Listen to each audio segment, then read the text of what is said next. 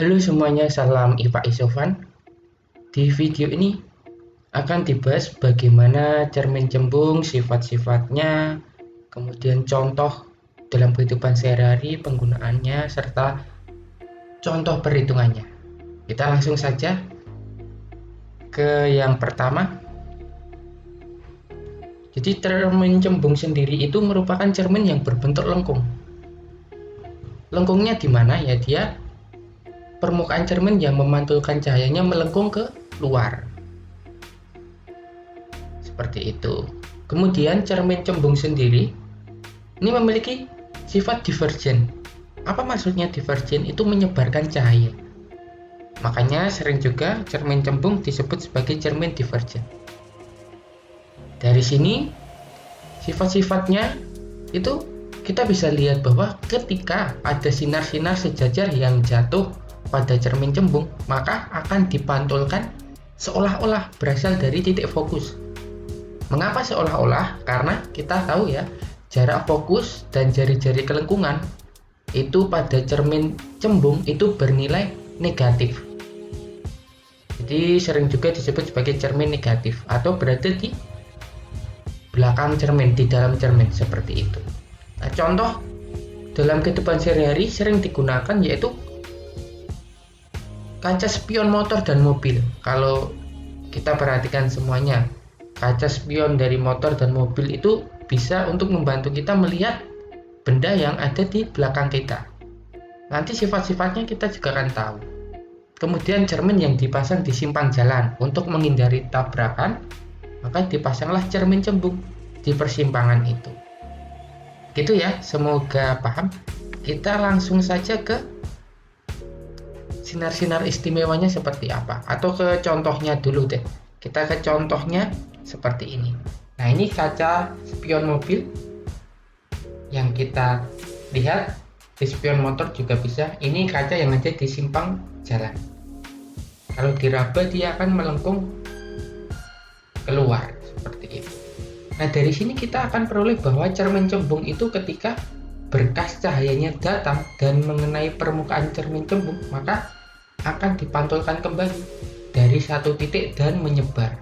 Itulah sebabnya nanti akan dihasilkan bayangan-bayangan yang bersifat maya, tegak, diperkecil. Untuk lebih jelasnya kita lihat di sini. Nah, sinar-sinar istimewa pada cermin cembung ada ini, kita lihat bersama bahwa sinar datang yang sejajar sumbu utama dipantulkan seolah dari titik fokus. Yang kedua, sinar datang yang seolah menuju titik fokus dipantulkan sejajar sumbu utama. Seperti gambar yang di sini. Kemudian, sinar datang yang menuju pusat kelengkungan dipantulkan seolah berasal dari pusat itu. Nah, ada kata seolah.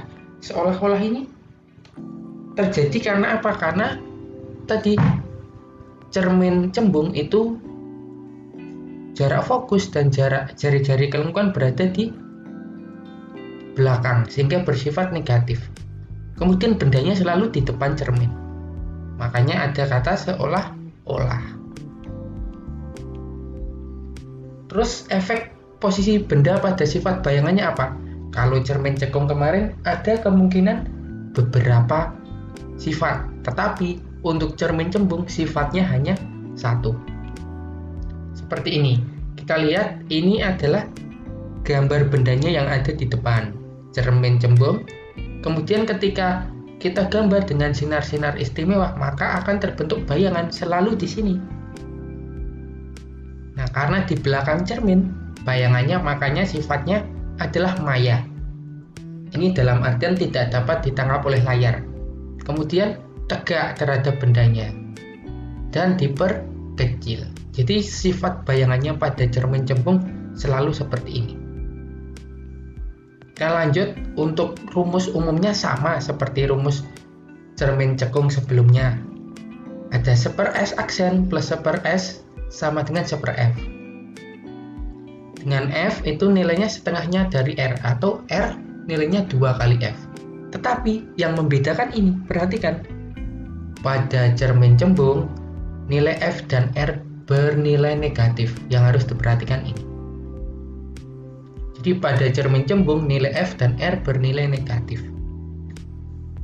Ini yang sudah kita pelajari di cermin cekung, sama untuk perbesarannya juga sama, H aksen per H atau S aksen per S.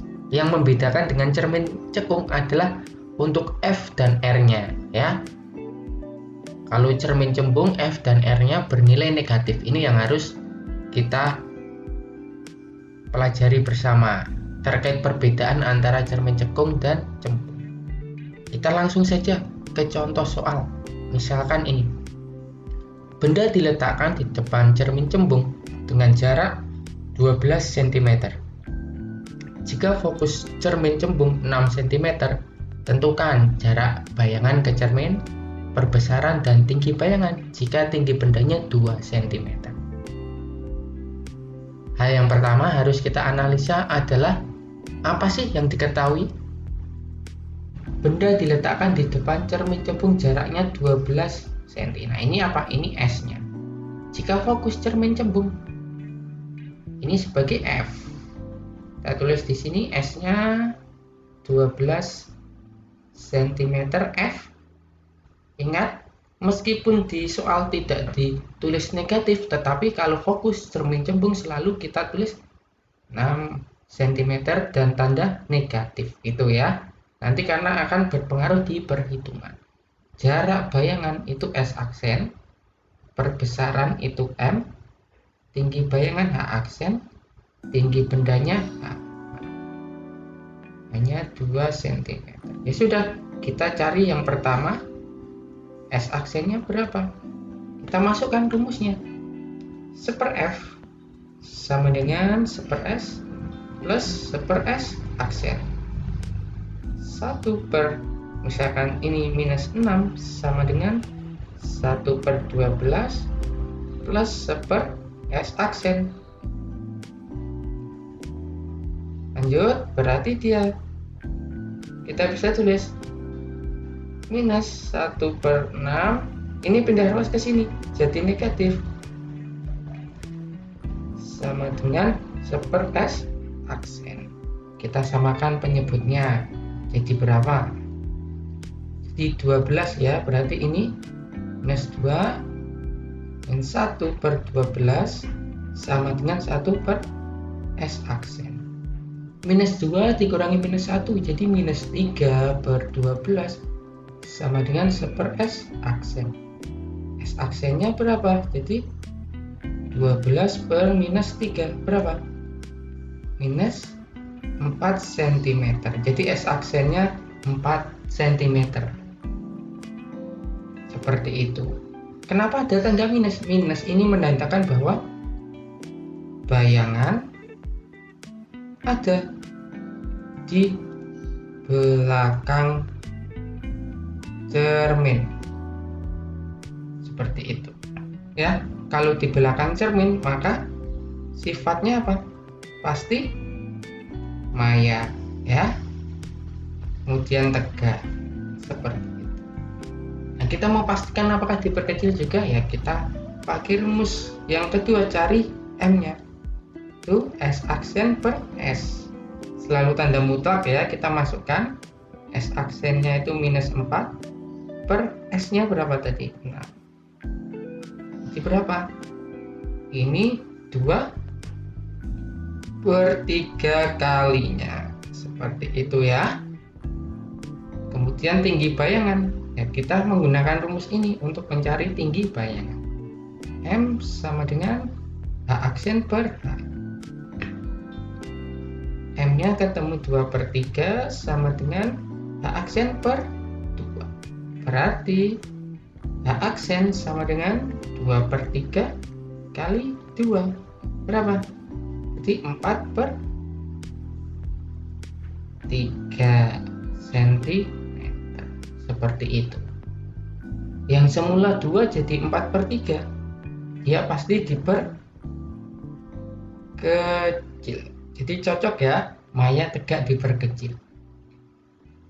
Begitu terkait pembahasan mengenai cermin cembung. Semoga jelas. Terima kasih.